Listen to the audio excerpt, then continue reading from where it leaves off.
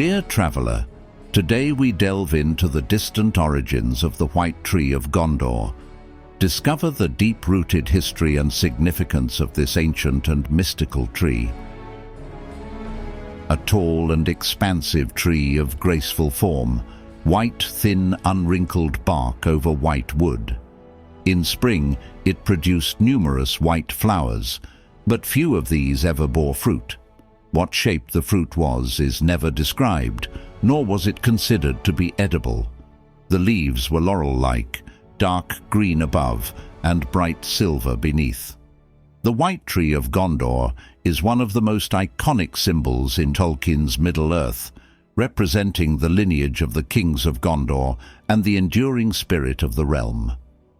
The history of the White Tree is deeply intertwined with the fate of the kingdom and the line of its rulers.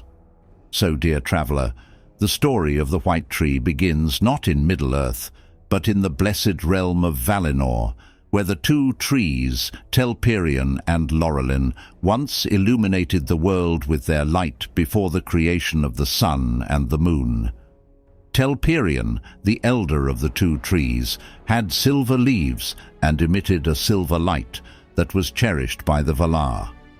After the destruction of the two trees by Melkor and Ungoliant, Yavanna, the Valar of growth and living things, managed to create a single flower and fruit from each of the trees. The fruit of Laurelin became the sun, and the flower of Telperion became the moon. However, before the destruction, Yavanna had also created a seedling of Telperion called Galathilion. This tree was planted in the elven city of Tirion, and it became known as Celeborn. From Celeborn came many seedlings, one of which was brought to the island of Númenor by the elves of Tol Eressëa as a gift to the Númenorians. This tree was named Nimloth. After the downfall of Númenor, Isildur brought the sapling of Nimloth to Middle-earth. The sapling was planted in Minas Ithil, the city of the moon, which was later captured and became Minas Morgul. To preserve the lineage of the White Tree, Isildur brought another sapling to Minas Anor, the city of the sun, which became Minas Tirith. This tree flourished in the courtyard of the kings and was a symbol of the continuity and hope of Gondor. The White Tree stood as a symbol of Gondor's strength, but as the line of kings dwindled, so did the vitality of the tree.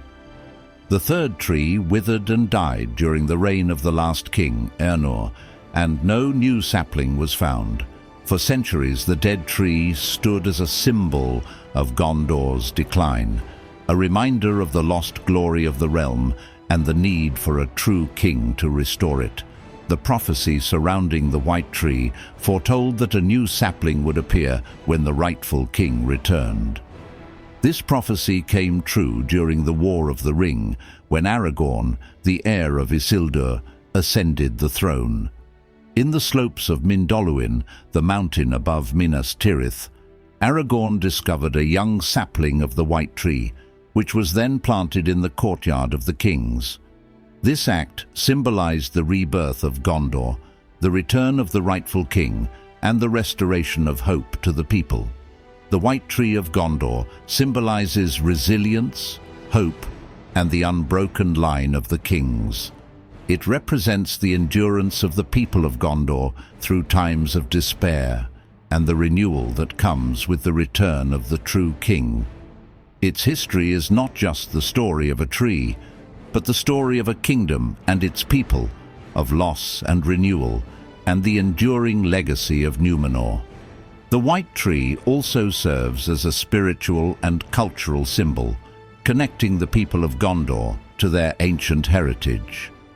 The blooming of the new tree during Aragorn's reign heralds a new age of peace and prosperity, marking the dawn of the Fourth Age in Middle-earth. Through the ages, the White Tree has stood as a beacon of hope and a reminder of the ever-present possibility of renewal, even in the darkest times. That concludes our history into the White Tree. Until next time, may its leaves and branches grant you shade and solace. The vault is now closed.